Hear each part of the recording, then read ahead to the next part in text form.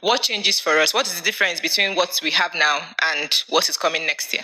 Okay, the difference is you'll be allowed more cash to spend on necessities because based on the incoming tax law, if you earn less than 800,000 for a year, that's annually, you don't get to pay tax. It's people that earn above 800,000 that gets to pay tax. Okay. So that means the masses, that's the public, will be allowed more money to spend on their necessities. Okay.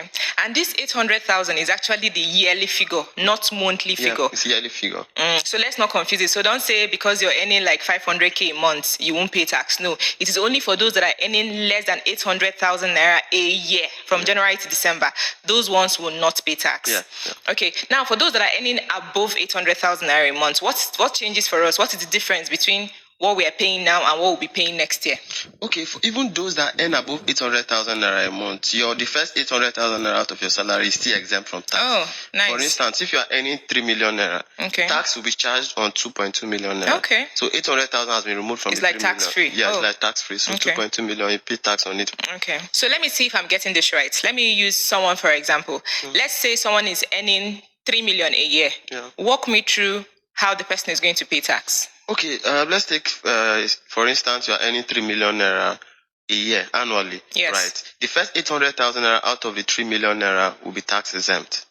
So now the government is going to charge 2.2 million naira. Okay. And then let's look at a scenario where the new rent relief is also applicable. So you have further allowable expenses on your taxes. Okay. But then we'll discuss the rent relief later subsequently when we get further deep into it. Okay, so that's not as scary as I thought. Right. So what of all those deductions that they said we can use to reduce our taxable income, like pension, housing fund? Walk me through it. Okay, pension, NHIS, all those are still there. You can actually still use it to reduce your salary. Right, to reduce your taxable amount, but those are contributions. The money don't come to your pocket. Yes. You have to pay to PENCOM. It's a contribution you have to make to PENCOM. So of course it's a contribution, so it will reduce your salary, right? Then your taxable amount will be quite lower. And then there is NHF, which is no longer compulsory right now. And then there are other payroll deductions that can use to reduce your tax, and then your taxable amount will be quite lesser. But then those deductions are not meant to be paid back to you in your pocket. There are contributions that will pay to government organizations. Yes. Okay, now, so what I'm thinking now is, supposing I'm a salary earner and I realize that this new tax law, because I earn well, this new tax law is going to increase my tax. What I can do is to simply go to my office and tell them that I want to contribute more to my housing fund. Probably I don't have a house yet. So I can start contributing more to my housing fund, knowing fully well that I will not get that money back, but I can always use it to get mortgage towards owning a house, right? I can go to the housing fund and say, you know what, I've been contributing and I want to use it to get a house. That applies, right? Yeah, that actually applies. The only difference is you are not getting the money instantly. Yes. You're not getting the money instantly, and then the money goes to the government. But then you can still in a way. I can still in a way get it, but at least just like get a house or something. That's a smart idea. Especially with this MRIF getting with less than 10%. I think it's about 9%. Yes, so I can use that contribution. So let's not see it as a waste. Whether you're adding more money to your pension, in your old age, you'll get it back. If you're adding more money to your housing fund, you can use it to work towards becoming a homeowner.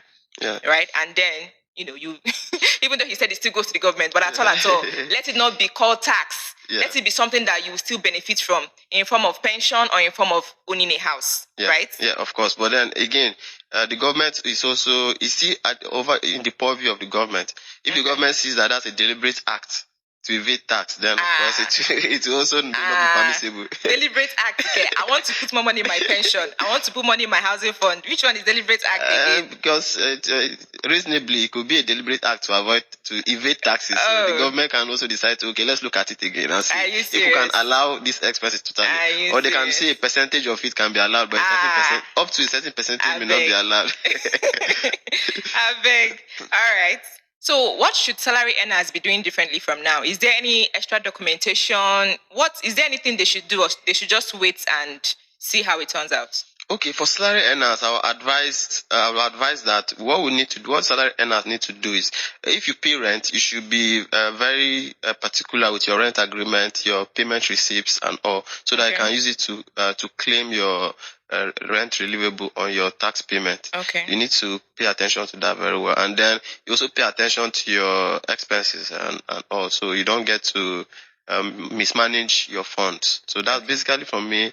Pay attention to your rent receipts, your rent agreement, and all. Because of course, if you want to relieve your rent from your salary to pay lower taxes, you have to present those documentation. Proof. Yeah. Okay, so I'm just getting this now. So if I'm a salary earner, I can show my evidence of my rent payment and use that to reduce my tax. Yeah, up to 500,000. Up to 500,000. 20% up to 500,000. For instance, if your rent is 1 million naira, 20% is 200,000. Okay. So that can fly. But if your rent is, let's say, 10 million, 20% is 2 million. That's too much. They can only give you up to 500,000. Oh, okay. They can only give you a relief up to 500,000 annually. That's good to know. So you can see, if you're paying rent, don't just transfer to your gas account, to landlord's account, and just leave it like that.